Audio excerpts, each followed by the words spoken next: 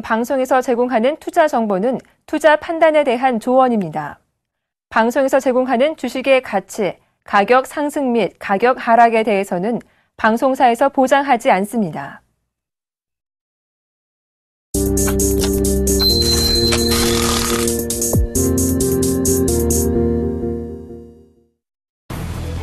뉴욕 증시는 연준이 당분간 경기 부양책과 초저금리 정책을 이어갈 것이란 기대감에 상승했습니다. 다우지수는 1.11% 오른 16,437.18을 기록했고 나스닥 지수도 1.72% 오른 4,183.9를 나타냈습니다. S&P 500 지수는 1.09% 상승한 1,871.18로 거래를 마쳤습니다. 미국 연방준비제도 이사회가 공개한 지난 3월 FOMC 의사록에 따르면 금리 인상과 관련한 실업률 목표치 6.5%가 오래된 것으로 판단해 만장일치로 이를 없애기로 했습니다. 지난 3월 FOMC에서 참석자들은 그동안 단기정책 금리 인상의 선제적 안내로 삼았던 실업률 6.5%가 이제 적절치 못하게 되었다는 입장을 보였던 것으로 나타났습니다. 찰스 에반스 시카고 연방준비위원회 총재가 낮은 물가 상승률이 앞으로 몇 년 동안 계속될 것으로 본다며 물가 급등에 대한 우려는 과장되었다고 평가했습니다. 또한 에반스 총재는 지금 같은 저물가 상황에서 물가 인상에 대한 경고가 계속되는 것에 대해 화가 난다고 강하게 말했습니다.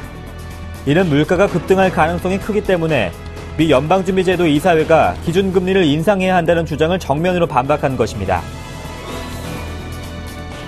미국의 지난 2월 도매 재고가 증가세를 이어갔습니다.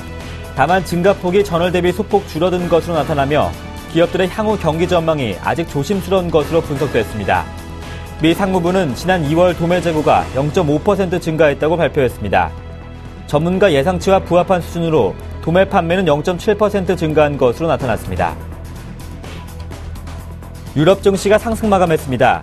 우크라이나 사태로 인한 불안감이 다소 진정된 데다 미국 기업들의 실적이 호전될 것이란 기대감에 상승세로 마감했습니다.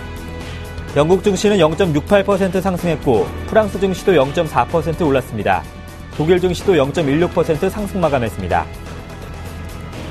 제이콥 루 미국 재무장관은 좀 더 명석한 경제 정책이 자리를 잡을 경우 전 세계 많은 국가들의 경제 성장이 더 강해질 것이며 미국은 이번 주말 열리는 G20 재무장관 회의 및 국제통화기금 충계회의에서 이들 지역의 행동을 촉구할 것이라고 말했습니다.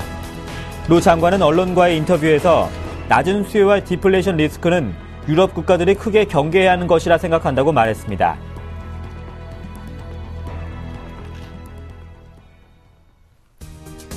안녕하세요. 굿모닝 대박예감의 황동석입니다. 뉴욕 증시는 3월 FOMC 의사록 공개에 대한 안도감과 기술주 랠리 등으로 인해서 1%대 상승을 보였습니다. 3대 지수가 모두 오름세로 장을 마쳤습니다. 3월 FOMC 의사록에 따르면 연준은 금리 인상과 관련한 실업률 6.5%를 완전히 없애기로 하고 당분간 초저금리 기조를 유지하기로 의견을 모은 것으로 확인이 됐습니다. 매파적 성향이 없었던 의사록 공개 후에 뉴욕 증시는 상승폭을 조금 더 키워갔습니다. 마감된 뉴욕 증시 함께 살펴보시겠습니다. 뉴욕 증시는 3대 지수가 모두 상승했습니다. 다우지수 1.12% 상승한 16,437.18을 나타냈고 나스닥 지수도 크게 올랐습니다. 1.72% 오른 4,183.9를 나타냈습니다. S&P 500 지수도 1.09% 상승했습니다. 계속해서 유럽 증시 살펴보시면 유럽 3개국 증시도 모두 상승을 했습니다. 영국 증시 0.68% 올랐고 프랑스 증시 0.4%, 독일 증시 0.16% 상승했습니다.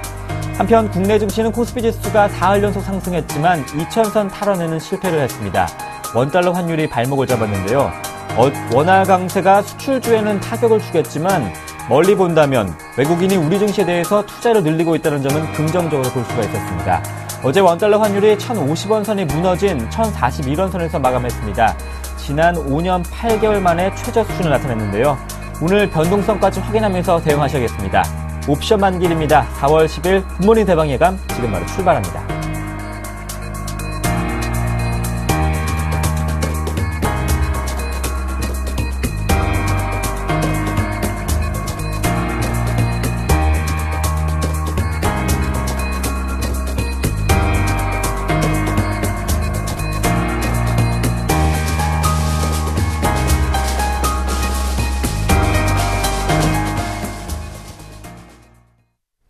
연준이 3월 FOMC 의사록을 공개했습니다. 기준금리 인상의 기준으로 삼았던 실업률 6.5%를 없애기로 합의했습니다.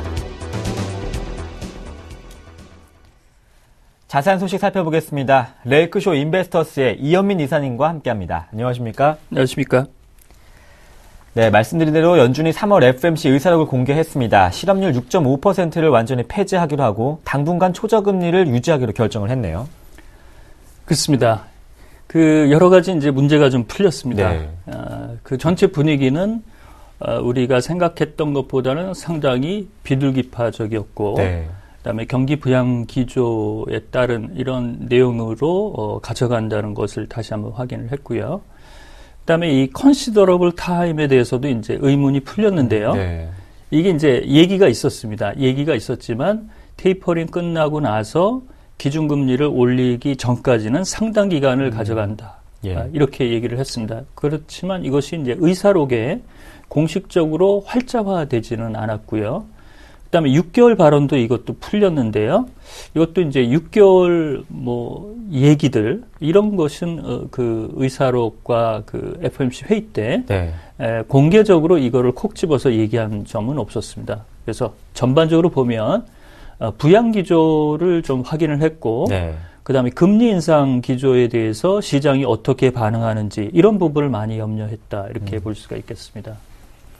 여러 가지 지금 말씀을 드렸지만 이런 골자가 나왔고 그동안 옐런 그 의장이 그 자신의 기자회견 때 발언한 부분이 시장에 알려지면서 금리 인상 기조가 강화되고 연준의 스탠스가 도비시 이 비둘기파적인 부분이 아니라 호키시 이 매파적인 분위기가 아니겠느냐 이런 그 시장에 좀 오해가 있었는데요. 이런 내용들이 많이 풀렸습니다. 먼저 오늘 그 의사록 발표에 대한 현지 언론의 기사부터 좀 살펴보시겠습니다. 현재 제목으로는 그 Fed official plat about hawkish dot forecast 이렇게 썼습니다. 이 미니스는 의사록을 얘기한다고 보시면 되겠고요. 이 hawkish는 이제 그 비둘기파적이 아닌 매파적인 부분에 대해서 좀 염려했다라고 했는데요.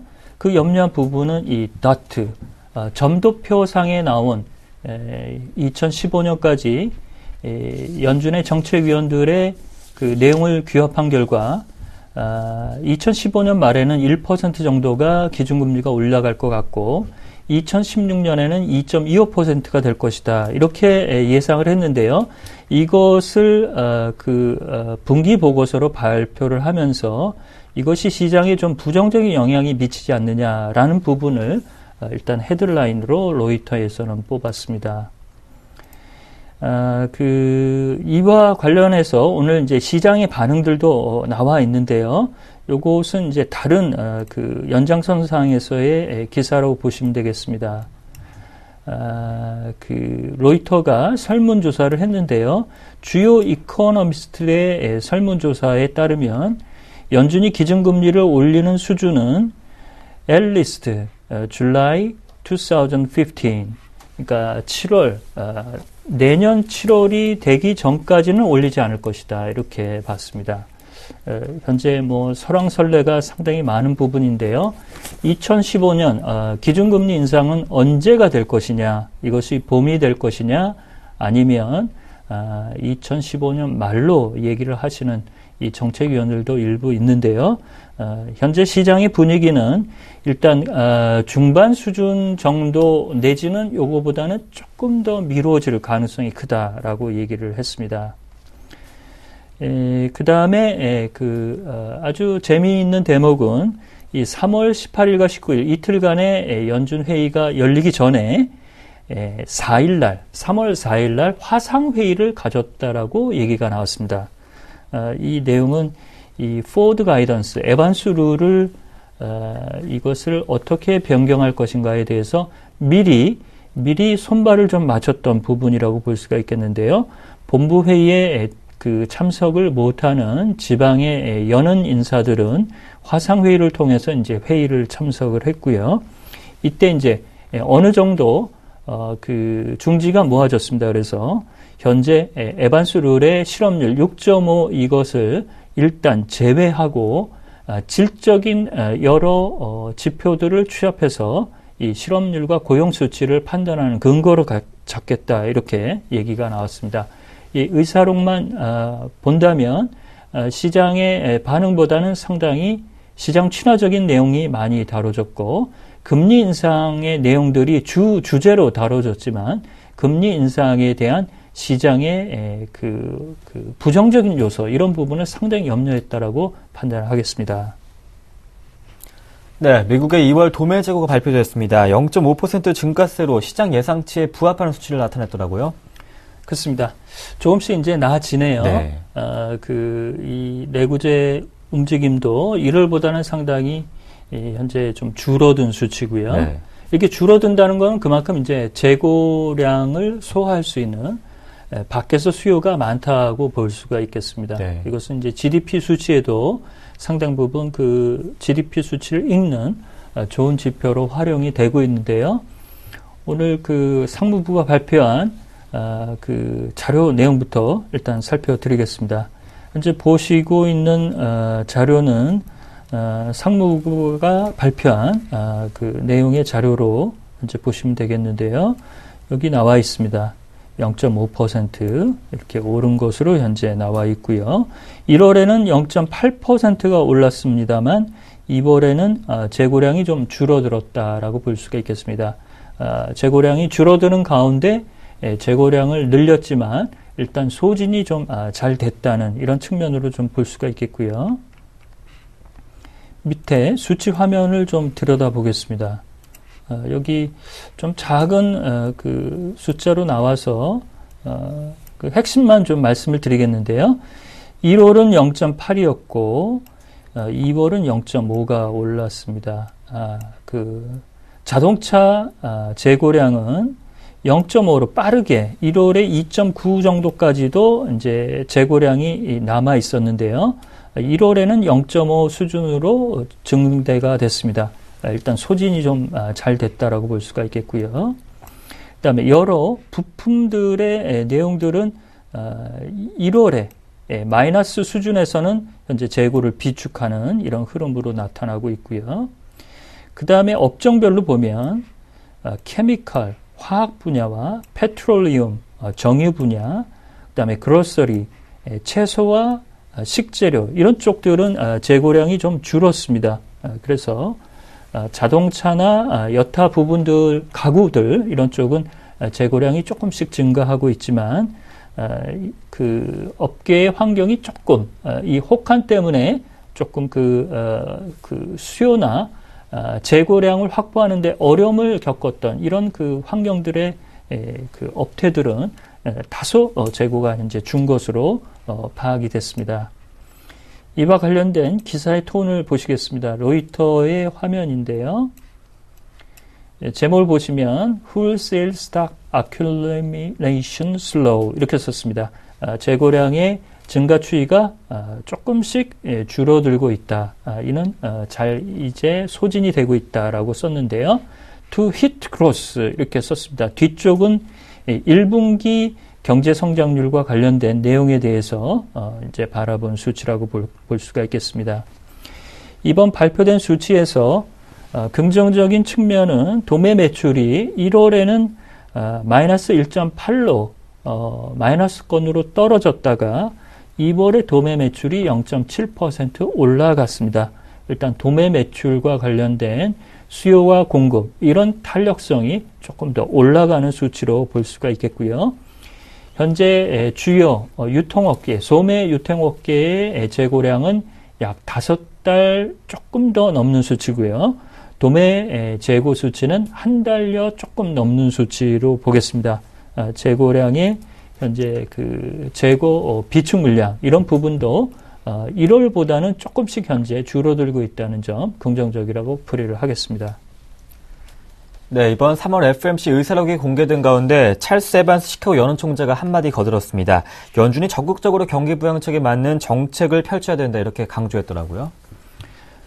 예, 제가 기사를 읽어보니까요. 예. 아주 시원시원하게 얘기를 했습니다. 제가 근래에 들어본 이른바 더비시. 네. 비둘기파적인 언사들 중에서는 가장 강한 톤이고 아주 직설적이었다. 이렇게 좀 말씀을 드리겠습니다. 네.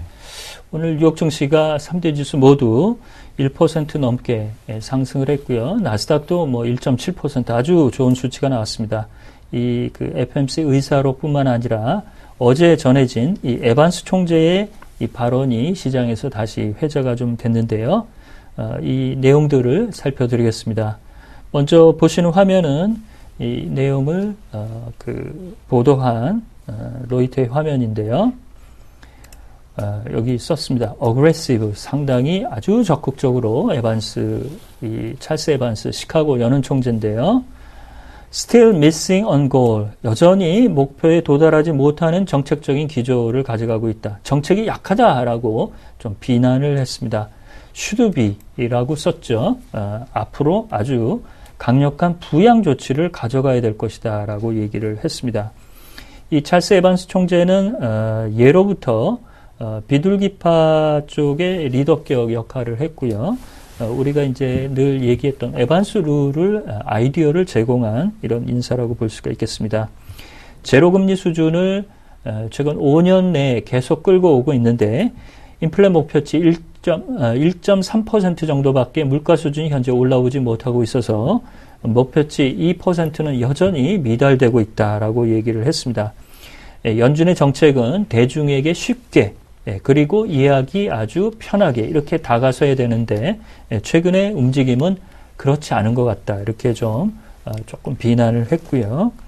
현재 경기 부양 정책이 약하다는 측면, 그다음에 테이퍼링 이런 부분에 대해서는 현재 찬성을 하지만 앞으로도 시장 부양적인 정책 기조를 그대로 유지를 해야 되겠다. 이렇게 얘기를 했습니다.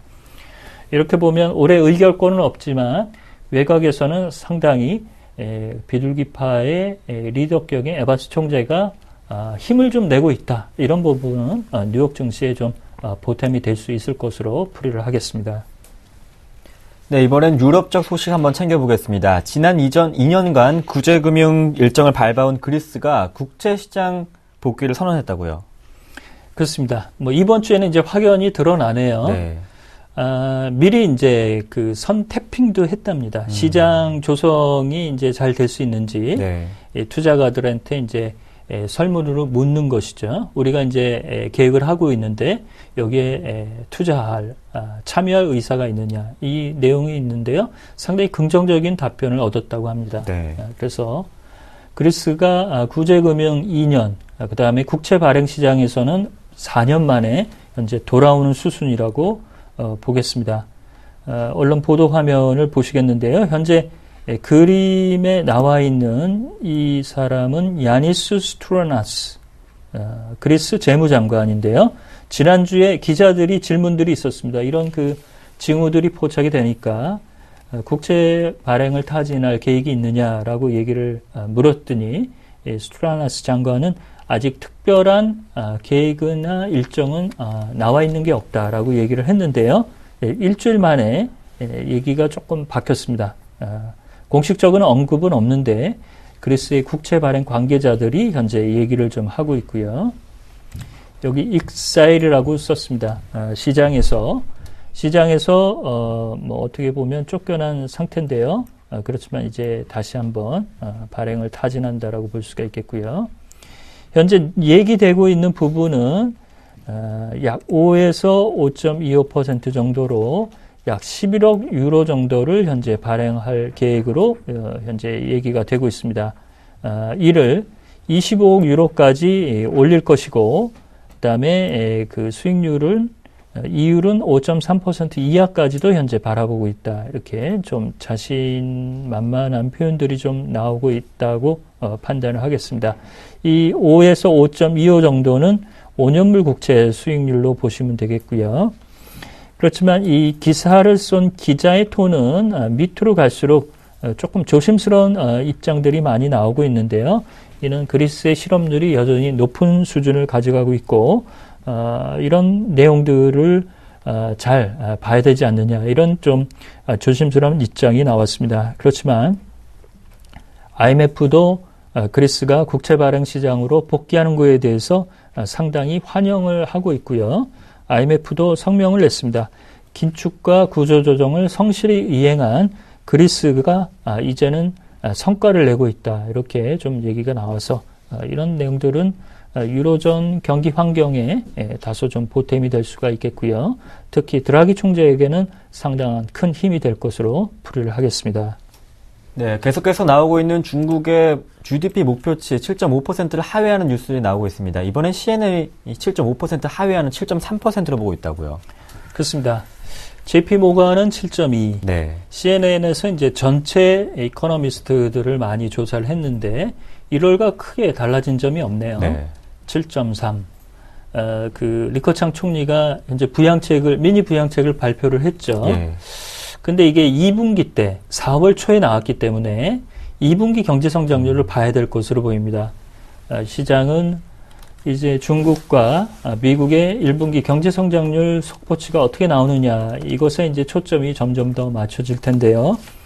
역시 이번 달 들어서 굵직한 내용들은 미국의 실적 시즌에 대한 여러 내용들하고 그 다음에 이제 곧 나올 1분기 이 GDP 내용이라고 보겠습니다. 현재 미국은 약 0.6%, 연율로 보면 2%가 조금 넘는 수준에 그칠 것으로 보이는데요. 그나마 미국은 혹한, 그 다음에 일기불순 이렇게 얘기를 좀 할 수가 있겠습니다만 중국은 조금 이런 기댈 수 있는 언덕이 좀 없기 때문에 좀 어렵다고 보겠습니다. 여기 보시면 작년 4분기 때 7.7이었고요. 작년 2분기 때가 제일 낮았었습니다. 7.5. 이보다도 더 현재 떨어질 것으로 보고 있고요. 올해 경제 성장률 목표치 7.5는 못 넘을 것으로 일단 1분기 때 예상을 하고 있습니다. 그래서 현재 예상되는 것은 이코노미스트들이 2분기 때 긴축 기조를 가져가는 인민은행이 긴축 완화 기조로 들어갈 것이다. 다이와증권이 이렇게 예상을 했습니다. 이대로 맞아 떨어질지는 내용을 봐야겠지만 일단 1분기 때 7.5 이하로 들어갈 수 있는 부분은 투자자들이 어느 정도 현재 내성을 갖고 있기 때문에 향후 전망에 대해서 어떤 톤들과 그 다음에 중국 정부가 시장 부양 기조를 조금 더 강화하는 이런 자세들이 나올 수 있느냐 이런 부분에 초점이 좀 맞춰질 것으로 판단을 하겠습니다. 네, 오늘의 이슈와 또 외신 함께 살펴봤습니다. 레이크쇼 인베스터스 이현민 이사님과 함께했습니다. 고맙습니다.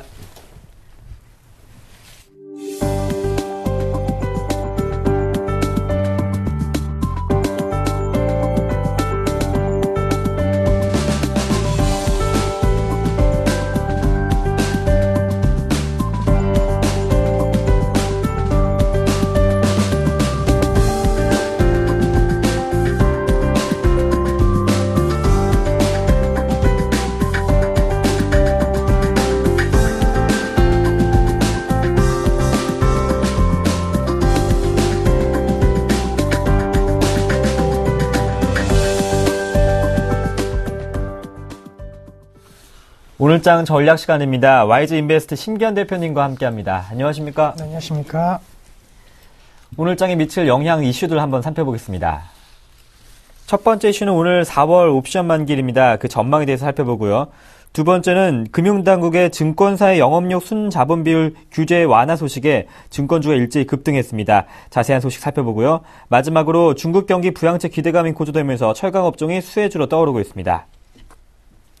오늘 선물옵션 만기일입니다. 오늘 전망을 한번 해볼까요? 네, 저는 옵션 만기일, 사실 3월 선물옵션 동시 만기일날 약간 수급이 그렇게 썩 좋았던 것은 아닙니다. 지수 같은 경우에도 뭐 큰 폭의 병통선 보이진 않았지만은 약간은 우려감 및 수급 악화가 나왔다라는 거, 그런 분위기가 4월 옵션 만기일에도 나타나지 않을까라는 악재 리스크가 좀 부각되고 있다라고 정리해 드릴 수가 있는데, 오히려 반대로 최근 들어갖고는 약간은 이 선물옵션 옵션 만기일에 있어서 약간은 사자세 유입까지도 약간 기대가 된다라는 분석들이 조금씩 힘이 실리고 있는 것은 긍정적인 요인이다라는 거. 순차익 잔고가 3월 선물 옵션 동시 만기일 때보다도 한 3,000원에서 한 4,000원, 5,000원 정도가 약간 줄어들었다는 그러한 분석들이 나오고 있기 때문에 그만큼 프로그램 매매에 있어서는 팔자가 아닌 약간 사자에 대한 가능성도 언급이 되고 있다라고 정리해 드릴 수가 있겠고, 아무래도 만약 사자가 유입된다라고 한다면은 비차익 매매를 통해서 유입될 가능성 높을 것으로 판단되고 있기 때문에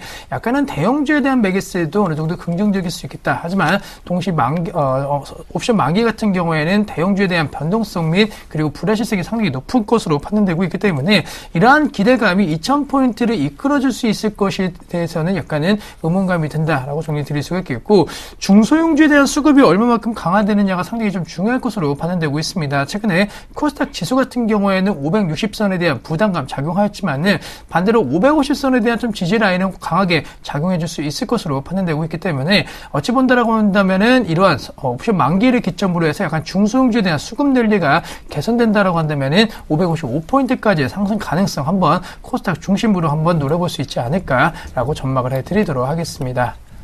네, 어제장에서 증권주가 급등을 했습니다. 영업용 순자본비율 규제 완화 소식이 호재로 작용을 했는데요. 네, 우선 증권업종 같은 경우에는 말씀해 주셨던 호재성 재료가 나왔다라는 거, 사실 큰 틀로 놓고 봤을 때는 정부가 전체적으로 이 관련된 업종군들을 살리려고 하는 노력군들이 조금 비춰지고 있기 때문에 주식시장에 있어서는 약간 호재성 재료로 이 증권업종 바라본 것이 아닌가라고 정리해 드릴 수가 있겠고, 최근에 대형사, 중형사, 소형사 할 것 없이 약간은 인수 및 매각 관련된 이슈가 계속적으로 나오고 있는 모습 보이고 있습니다.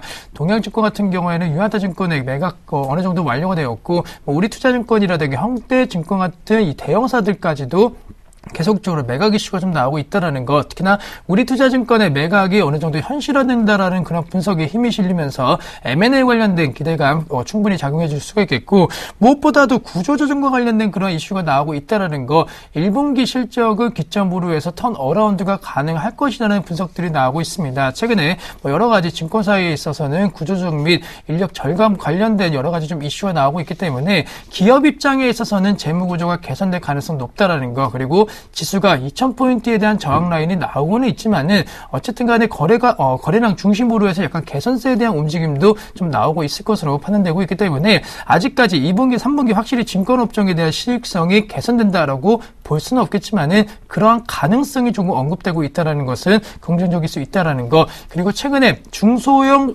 그 증권사 같은 경우에는 업황과 다르게 신고가 부분에서 계속적으로 추세적인 상승 흐름 나오고 있는 종목군들이 많은데, 그러한 분위기가 최근에는 대우증권이라든가 삼성증권 같은 대형 증권사 쪽으로 옮겨가고 있는 모습을 보이고 있습니다. 따라서 증권업종을 만약에 접근하실 때는 규제 완화에 따른 최대 수혜 업종으로, 수혜 종목으로 언급될 수 있는 대형주, 그리고 가격적인 메리트가 있다는 것도 기억하시면 좋은 결과가 있지 않을까라고 말씀을 드리도록 하겠습니다. 네, 증권업종은 좀 대형주에 관심을 가져보자는 말씀을 해주셨습니다.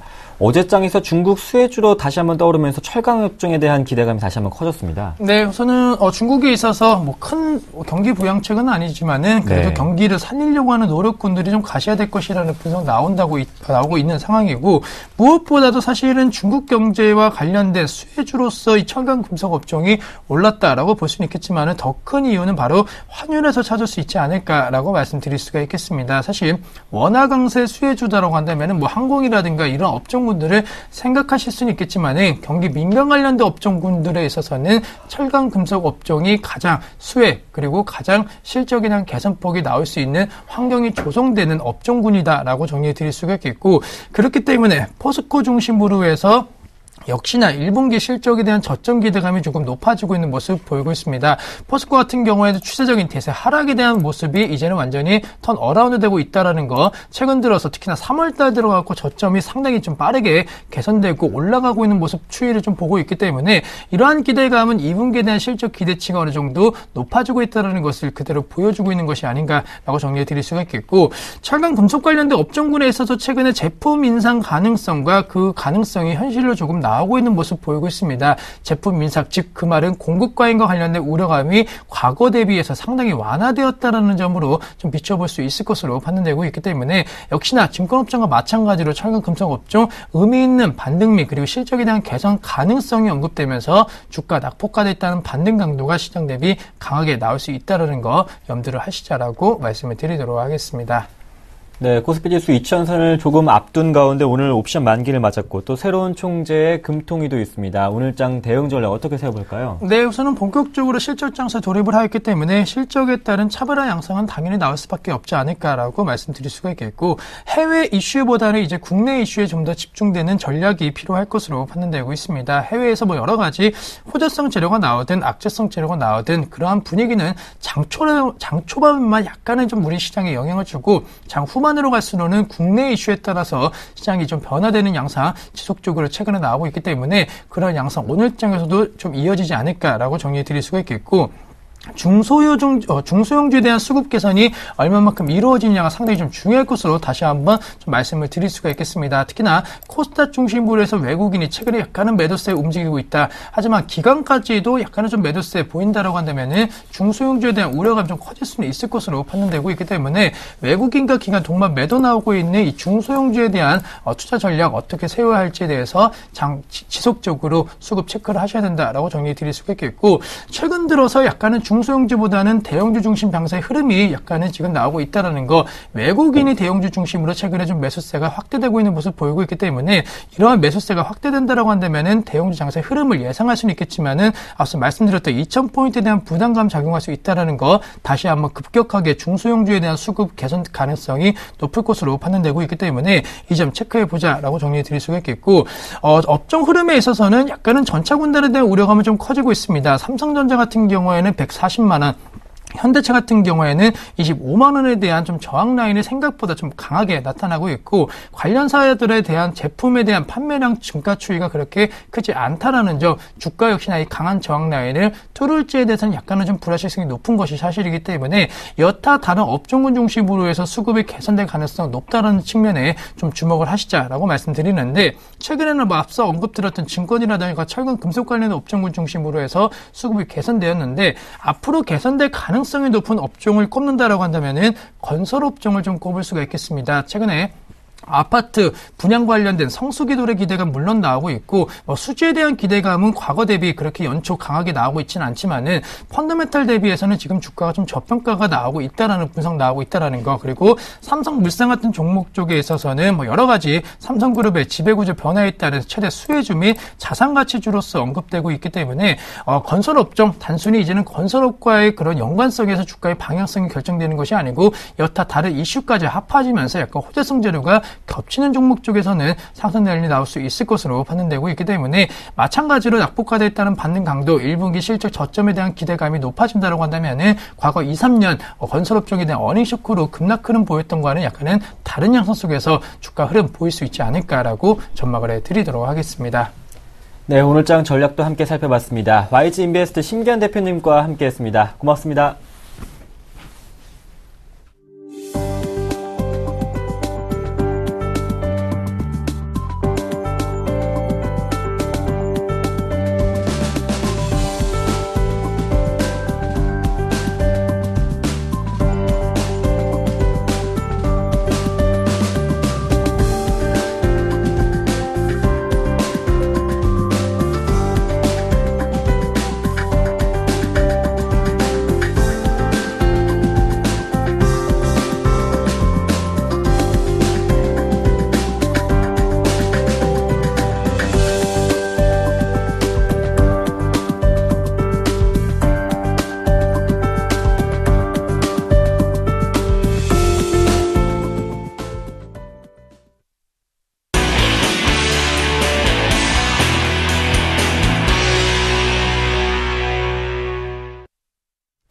글로벌 인사들의 발언과 이슈에 대해서 색다른 시각으로 숨은 의미를 분석해 보겠습니다. 김동섭의 일당백, IM투자증권 김동섭 이사와 함께합니다. 안녕하십니까? 네, 안녕하세요.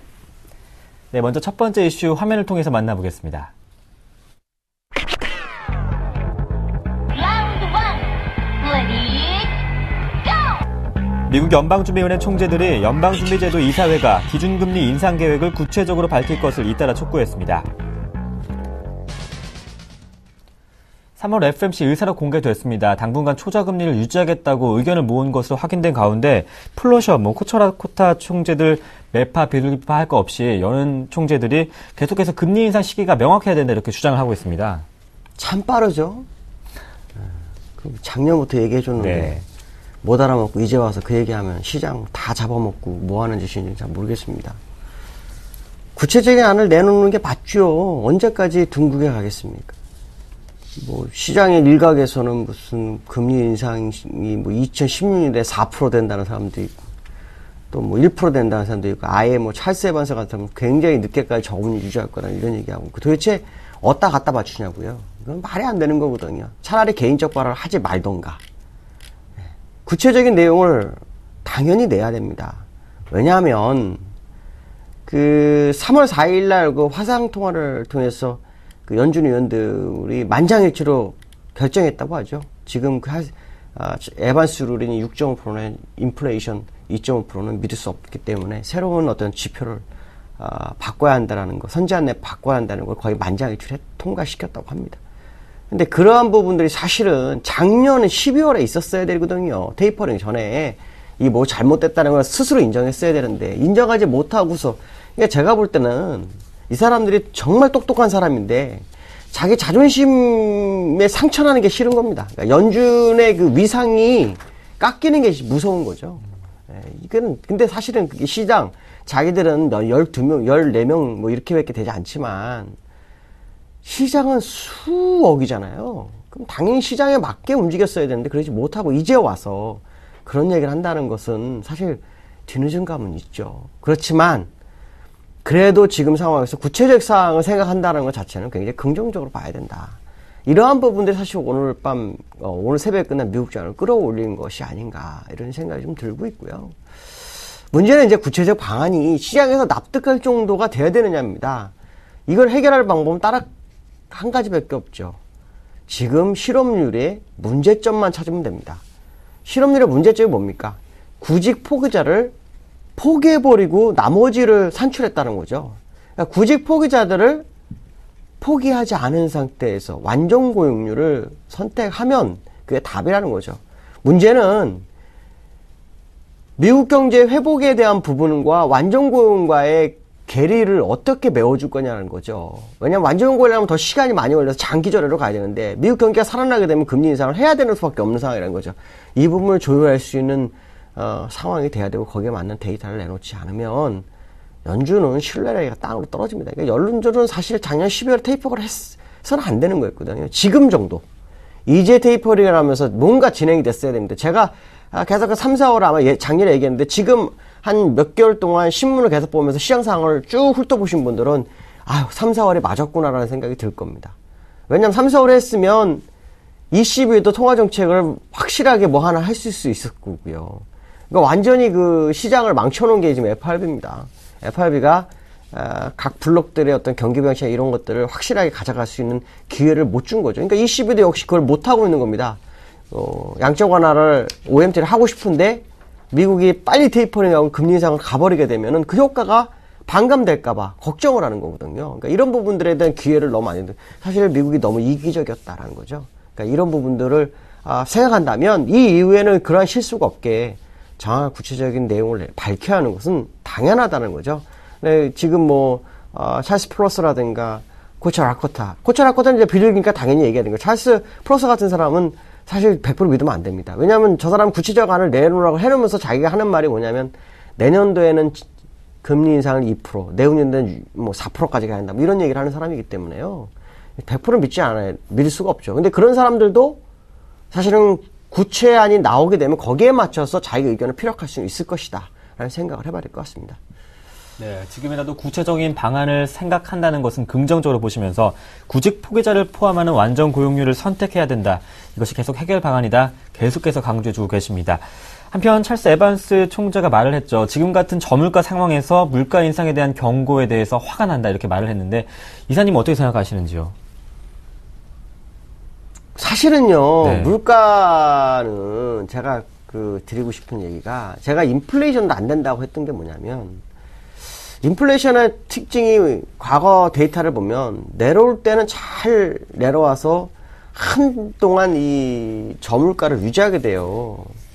근데 이게 순식간으로 올라가기 시작하면 그 인플레이션이 발생을 해요. 그러니까 이건 사실 이걸로 조절한다는 것 자체가 말이 안 되는 거거든요.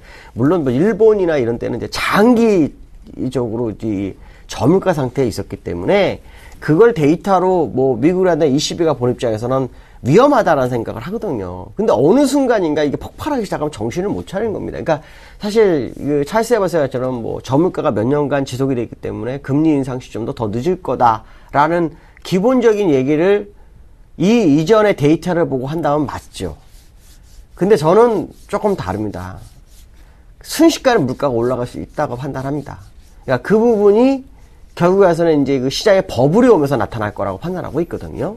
그러니까 그 버블을 일단 만들어줄 수 있는 여건을 그 FRB가 만들어줘야 되는데, FRB 의원들이 자꾸 말이 서로 엉키면서 이 시장에서 이 버블을 가다가 멈추고 그런 상황이거든요. 그렇기 때문에 저물가가 계속 유지될 수밖에 없는 상황인데, 제가 볼 때는 찰스 에버스가 얘기했잖아요. 몇 년간 더 저금리가 유지될 거다? 그거는 일단 믿으면 안 되고요. 만약에 지금 제가 예상한 대로 버블이 앞으로 13개월 안에 오면 물가도 순식간에 2.5% 넘어가 버릴 겁니다. 그러니까 그 부분을 감안한다면 우리는 이들이 무슨 얘기를 하든 간에 구체적인, 앞에서 말하는 구체적인 어떤 그 지표를 내놓기 전까지는, 그걸 맞춰지는 상황이 전까지는 얼마 전에 자네들런이 실수 발언, 그거를 시나리오로 잡고 가시면 맞습니다. 그걸 시나리오. 그때 말씀드렸죠. 테이퍼리 끝나고 6개월 뒤. 그게 더 맞을 확률이 높습니다. 그러니까 이 에반스, 비둘기가 발언한 에반스의 저물가가 지속됨으로 인해 금리 인상이 상당히 늦어질 거라는 그 발언을 100% 믿지 마십시오. 지금은 그런 상황이 전혀 아니다라고 말씀드릴 수 있고요. 저는 지금 주가가 버블이 나온다고 보는 사람 중에 한 명입니다. 그 버블이 나왔을 때는 인플레는 다르다라는 거, 그것을 꼭 염두에 두셔야 될 것 같습니다. 예, 처음 말한 옐런 의장의 말이 믿음직스럽다, 믿어야 된다고 이렇게 말씀을 해주십니다. 계속해서 두 번째 이슈 확인해 보겠습니다.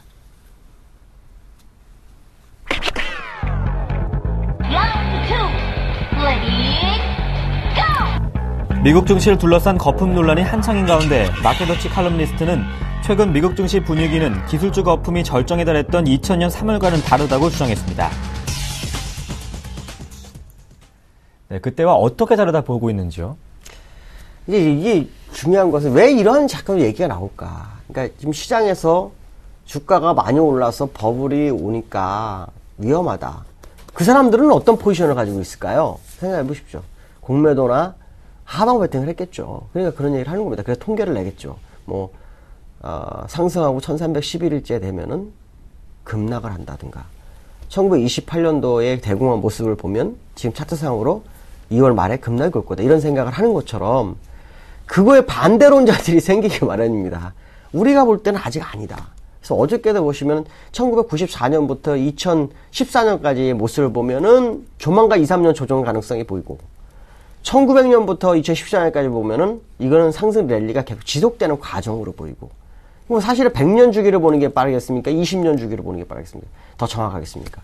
100년 주기를 보는 게 맞죠. 근데 이 사람들이 말하는 것이 뭐냐면, 닷컴 때 그 나스닥이 엄청나게 상승했다가 순식간에 꺼져가지고 막 시장이 패닉으로 갔던 시점이 있거든요.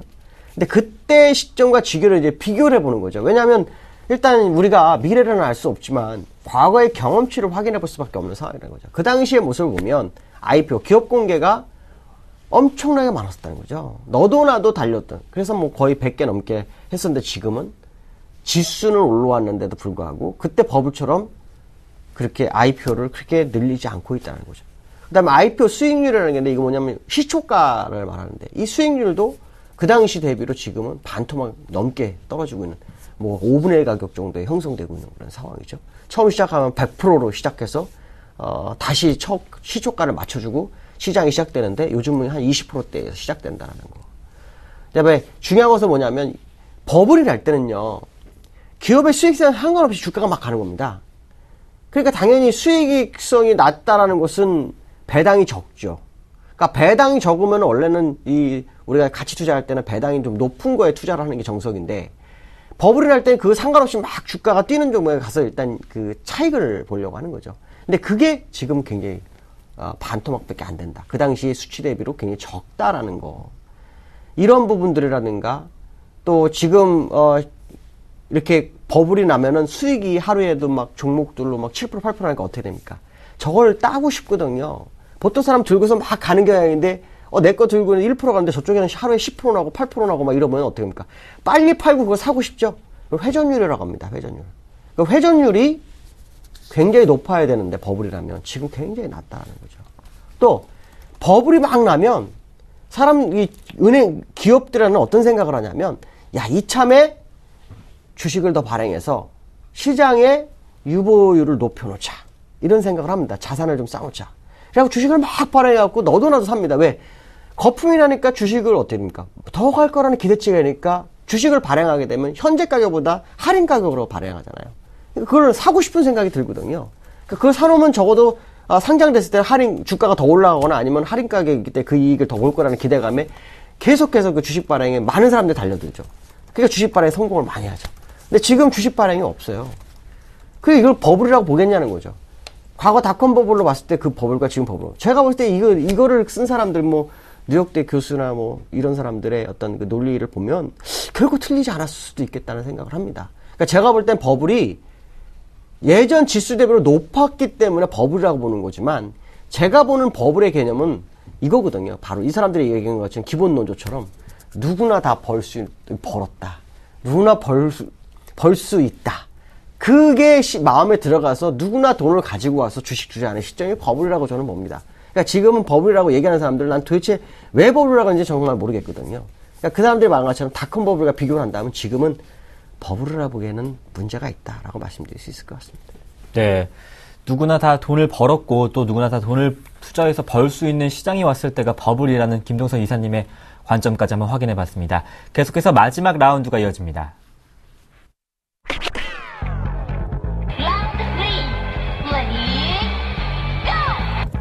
미국 달러화 대비 원화 환율이 어제 10원 80전이나 급락해 1040원 선 근처까지 떨어지면서 환율이 얼마나 더 떨어질지에 대해 관심이 쏠리고 있습니다.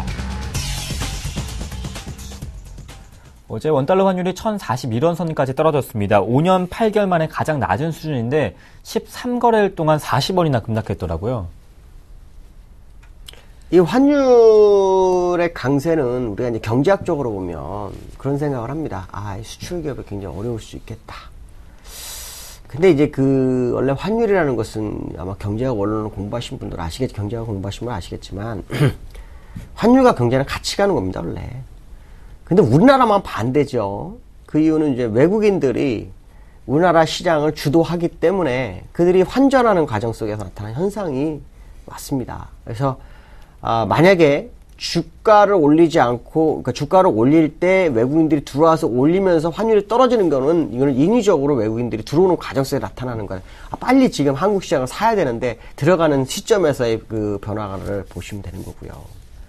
그렇지 않고 이 환율이 강세가 되는데 주가도 올라가고 외국인도 안 들어왔다. 이게 이제 수출에 문제가 생기는 경우거든요.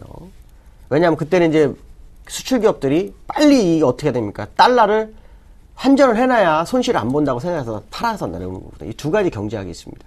지금 이 시장을 보니까 외국인이 끌어올리는 상황이죠? 그렇다면 전자에 해당되는 거다. 그렇다면 환율 하락은 추가로 될 거냐 안 될 거냐. 시장에서 2350을 간다 그러고 저는 2540을 간다 그러는데 환율이 여기서 멈출 수 있을까요? 이런 생각을 한번 해봐야 됩니다. 그렇다면 환율은 더 내려올 확률이 높다라는 게 첫 번째 제 이유고요. 그래서 제가 지난번에 1000원 이하로 떨어질 수도 있다. 1000원 붕괴 가능성이 있다라는 걸 얘기했죠. 자, 두 번째는 정책에 대한 문제인데요. 얼마 전 현석 장관이 기획재정부 장관으로서 5년 만에 처음으로 한국은행을 예방을 했었죠. 있을 수 없는 일이, 있을 수 없는 일은 아니지만 과거 상황으로 봤을 때는 잘 일어나지 않는 일이 벌어졌죠. 왜 그랬을까요? 정책 공조를 하자는 얘기죠. 한국은행 총재 입장에서 작년에 실수 났던 것을 만회할 기회가 이주열 총재한테 있죠. 한국은행 총재가 취임식이나 청문회를 통해서 한국은행 독립기관이지만 정부 정책 기관이라는 얘기를 했습니다. 이걸 보면서 우리 듣고 있는 게 뭘까요? 정책을 공조한다? 결국 그러면 정부의 정책은 뭡니까? 빨리 부동산을 살리는 거죠. 부동산 살리려면 어떻게 해야 됩니까? 금리 인하를 해야 되겠죠. 완화적 기조에 대한 기부입니다. 그러면 당연히 완화적 기조가 된다 그러면은 외국인들은 이 소스를 가지고 우리나라 시장을 사겠죠. 주가를 끌어올릴 수 있는 체계가 됐으니까. 그럼 달러 계속 들어오죠. 그럼 우리나라 정부가 그걸 환율을 방어하는 게 현명하겠습니까? 내버두는 게 현명하겠습니까? 당연히 내버두는 게 현명하죠. 결국 정부는 인위적인 시장의 진입을 꺼려할 확률이 굉장히 높다. 그 말은 결국 원하는 상당히 강세가 계속 지속될 확률이 높고 시장에서는 좀 1030점 붕괴가 안 될 거다 뭐 이런 생각하겠지만 추세적으로는 갈 확률이 상당히 높다고 봐야 되겠고 주가는 상당히 업그레이드 될 확률이 높다. 근데 이상하게도 2050원대에서 2050 정도 됐었는데 왜 지금은 2000이 안 될까요?